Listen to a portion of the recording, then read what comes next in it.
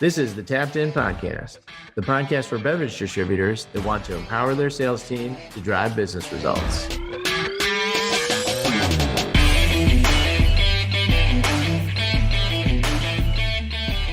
Welcome back to the Tapped In Podcast. Today, you'll see a couple new people here, Zach and Logan from Grellner Sales down in Missouri.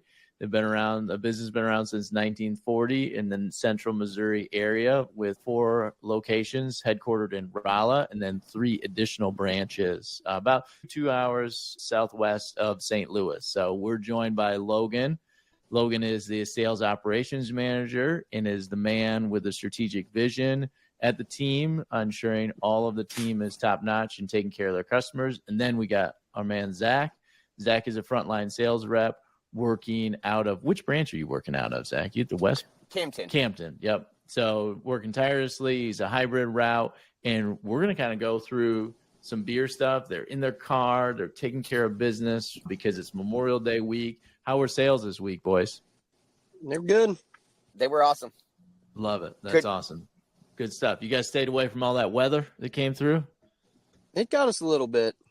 It got us a little bit. We had a little hail here and all that, but, you know, we're used to dodging the rain and slinging the beer. Dealing with it little by little. Yeah, had a couple tornadoes come through, kind of rough. Some next to the woods down in the Ozarks. Yeah, Saturday was good. You think it rained at anybody's party, or do they still buy beer? They still bought beer. Yeah. Still beer and Pop-Tarts, first thing to sell out for hurricanes and tornadoes, man. Yep. Today, we wanted to kind of go through, Mikey, when you were on site, this is the market where you were like at the big bass hole and the little bass hole and all the crazy on-premise accounts, right? Yeah, man. Yeah, they had some very unique account names,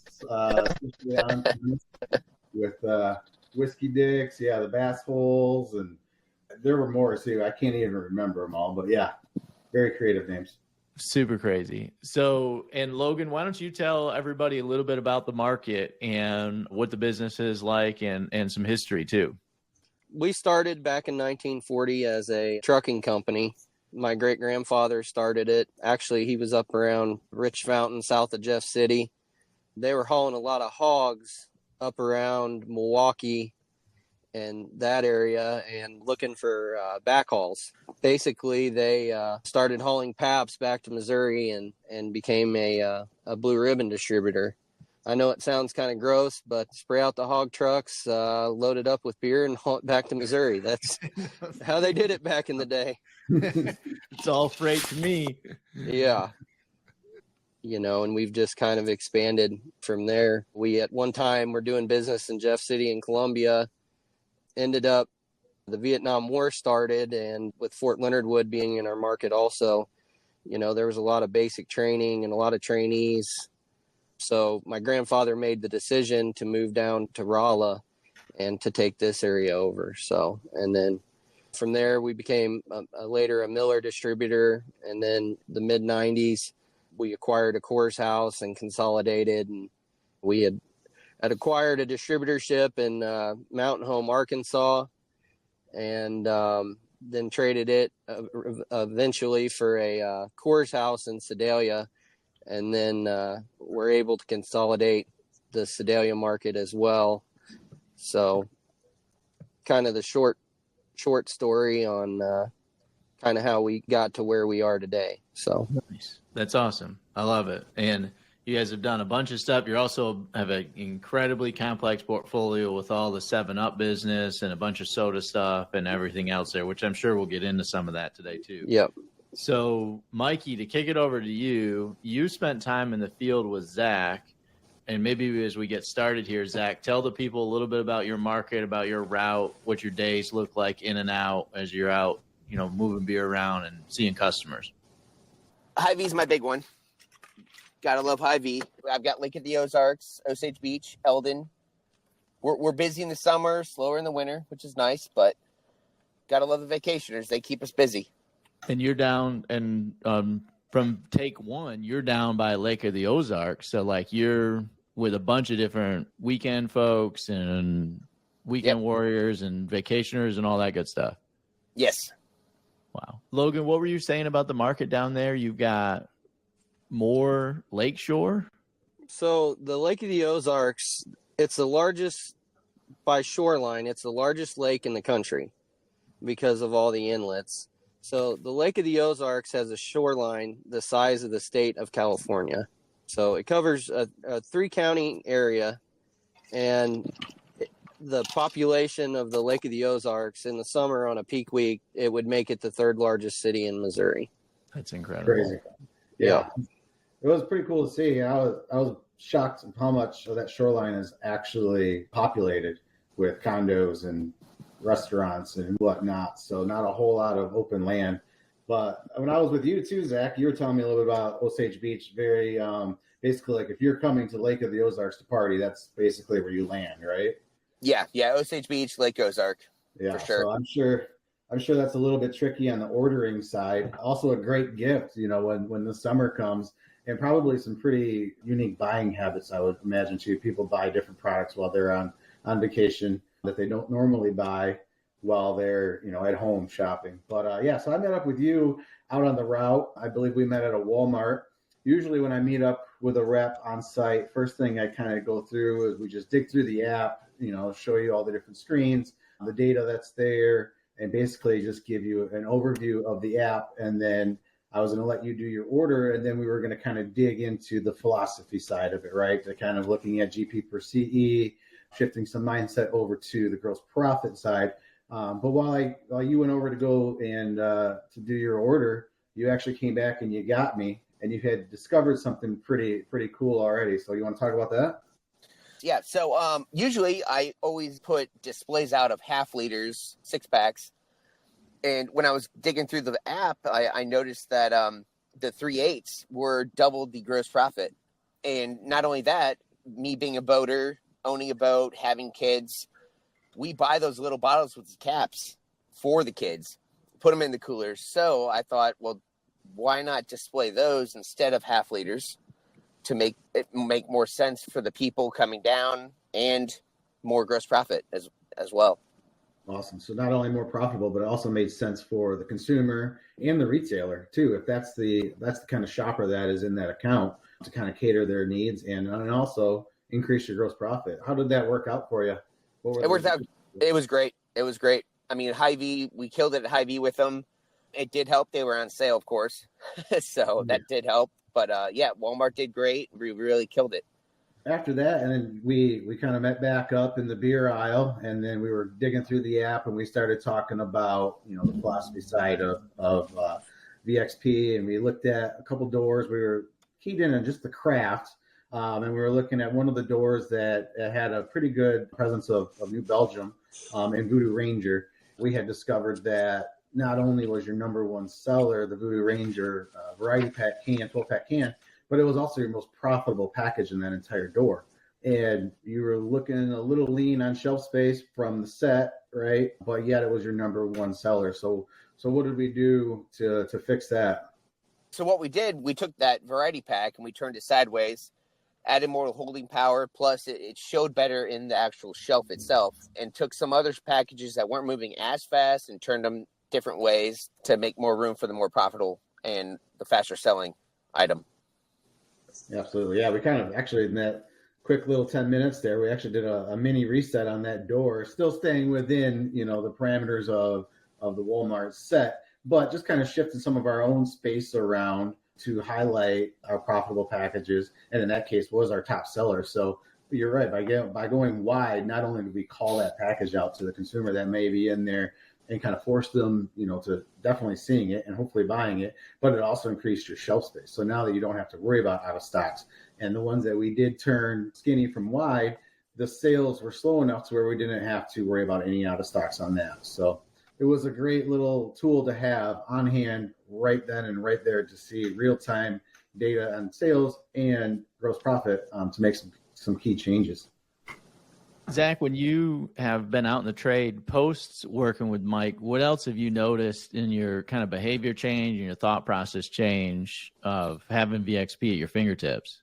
It was a godsend that it happened when we had this VXP before we actually activated it, but we were still using it and practicing with it. I had these cubes that we were selling to Hy-Vee.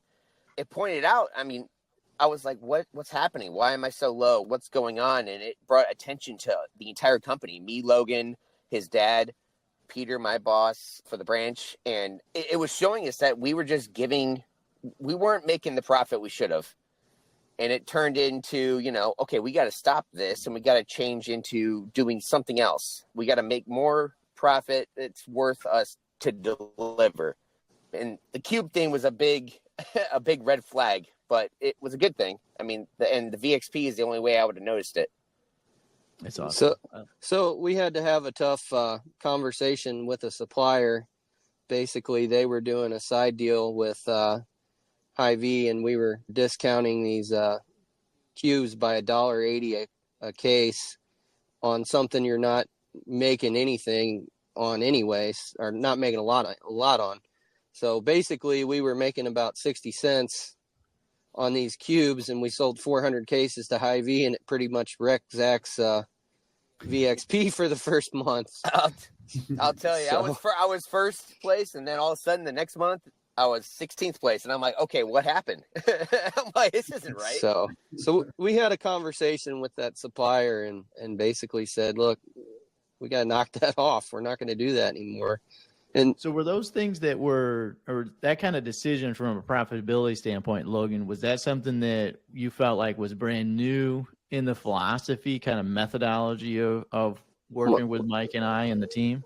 Yeah, I do. And I mean, that was a behavior that had been going on for a long time. And it was just kind of one of those things that just went on and it was unnoticed. And what VXP's done for us on the upper management side is it's really allowed us to focus on our margins and making sure that we're making good decisions on pricing and making the margins we need to make.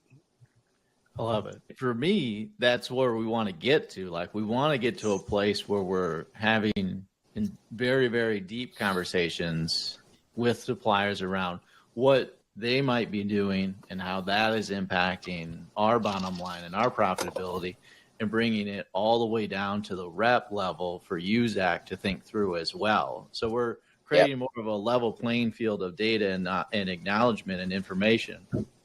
Logan, one thing to go back to where you got started, like what got you excited about moving in this direction of having volume as a component, not just the only component, and bringing profitability into Zach's mind and other reps' minds? What got you, what were you not happy with the old way, and what got you excited about moving in this direction?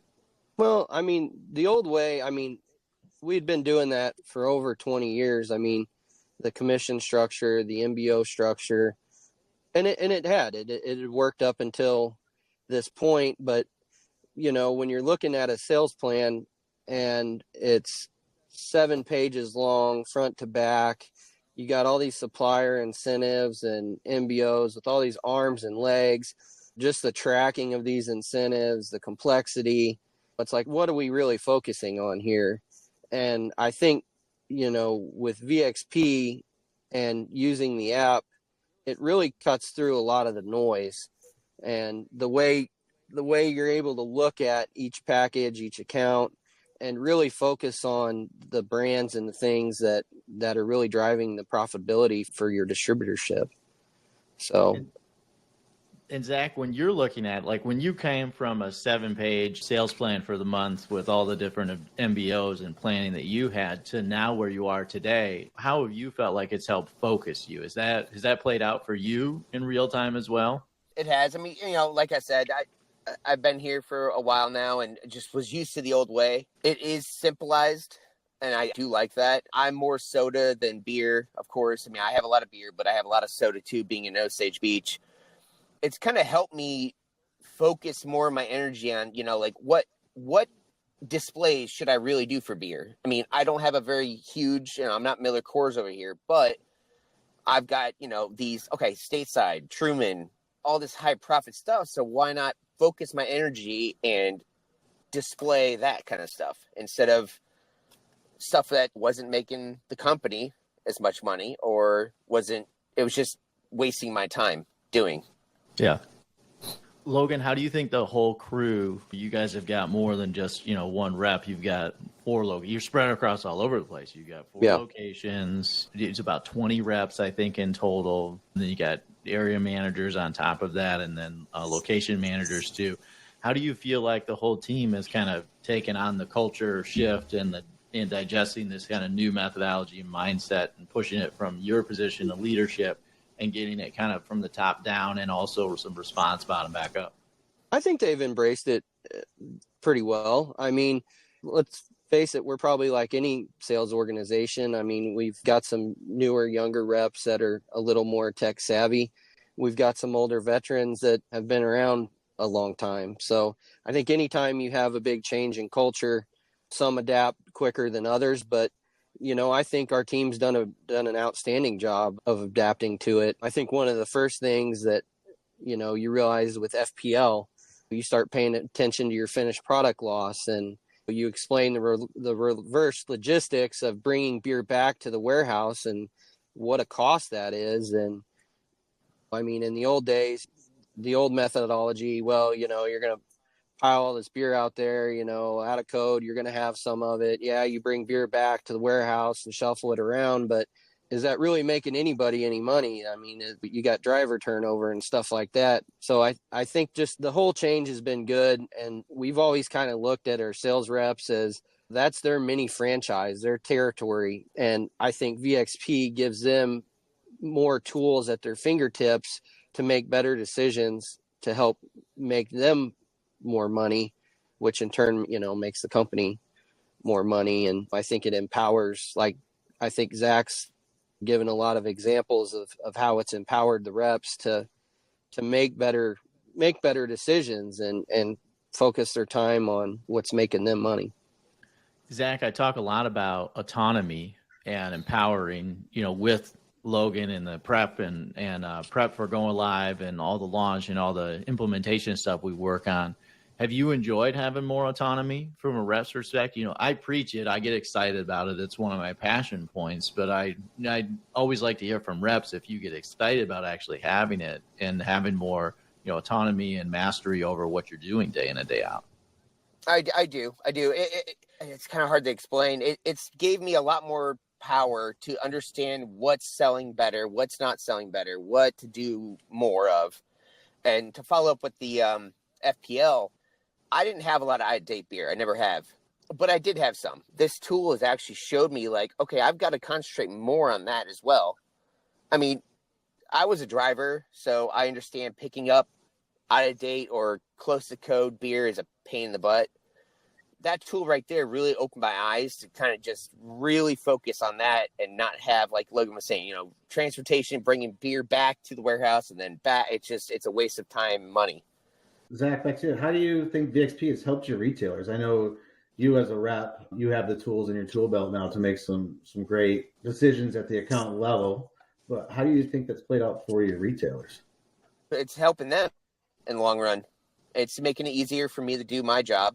It helps me explain to them why I'm doing what I'm doing instead of just them saying, oh, okay, you just do what you want, kind of thing. It's kind of a tool to use to explain why we're doing this, why we're doing the display like this instead of another one or something like that.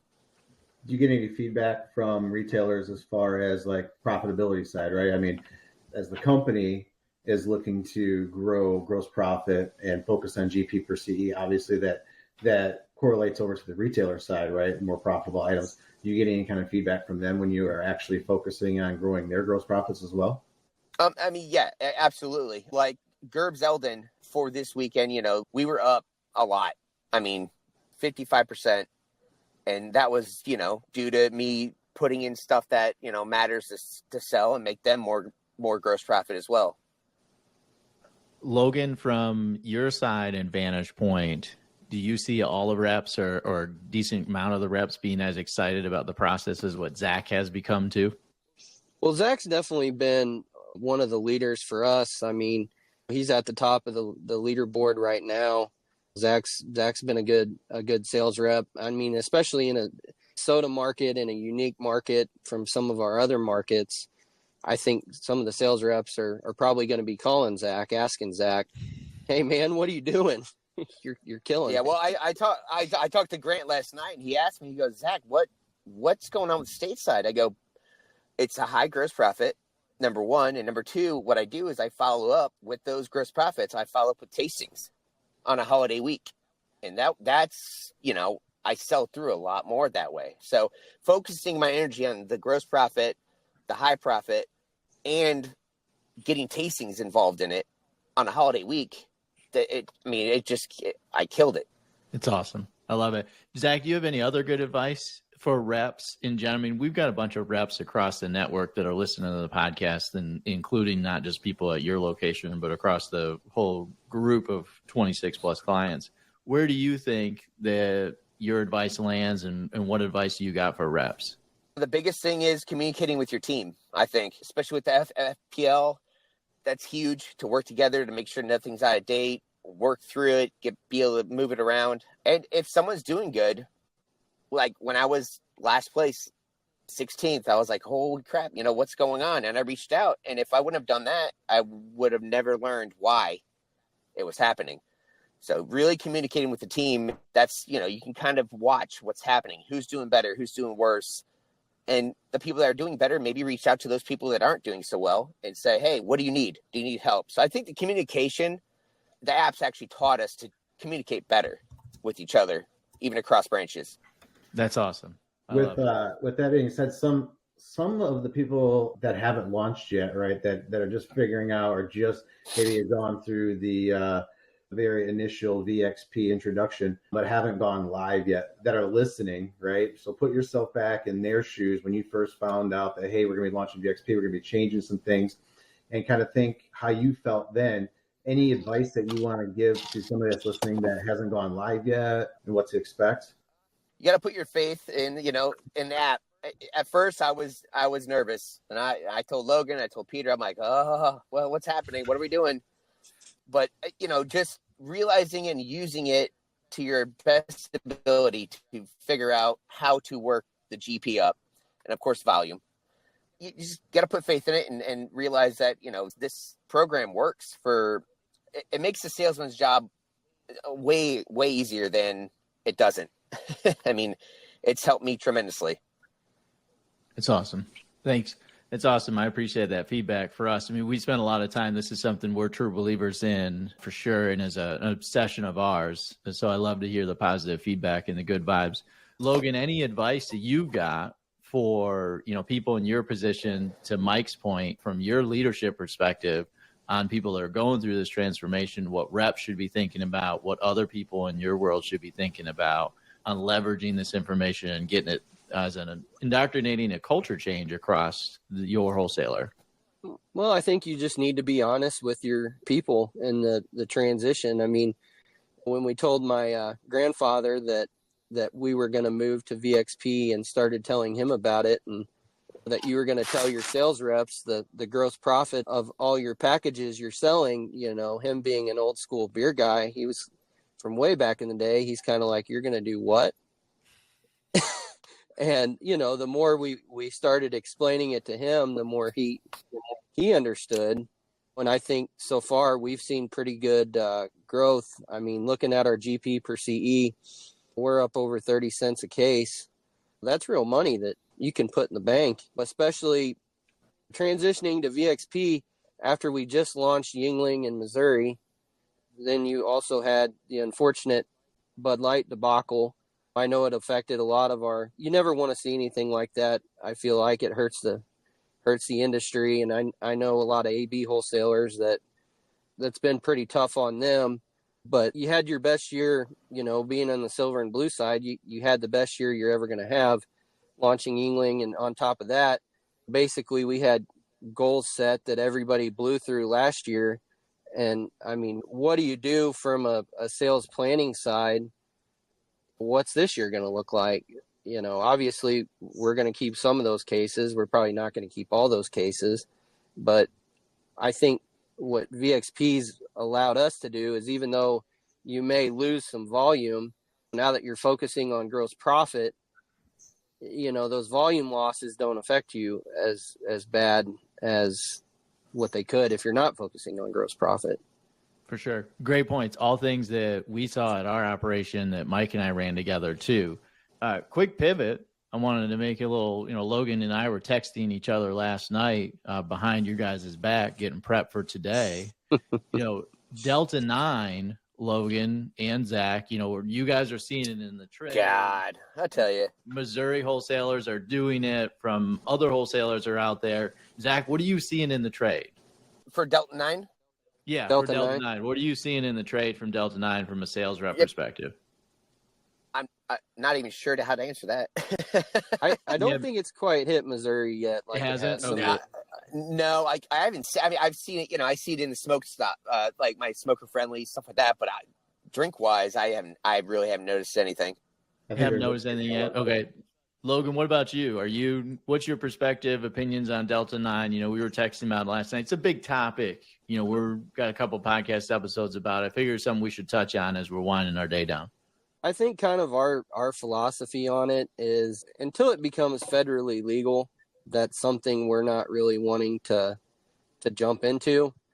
I mean, the fact that your federal basic permit is still controlled by the federal government, it's not federally legal. But I do think it's probably coming in the future, though. Honestly, with the way the beer industry is regulated, I think you're going to see beer houses continue to grab it. I don't know if it's good for the industry or bad for the industry. I think that's still kind of yet to be determined. But I mean, definitely marijuana is legal in Missouri. I think it probably has had an effect on the last reads I got. Total beer in Missouri was off 4%. So, I mean, that's not really good for anybody.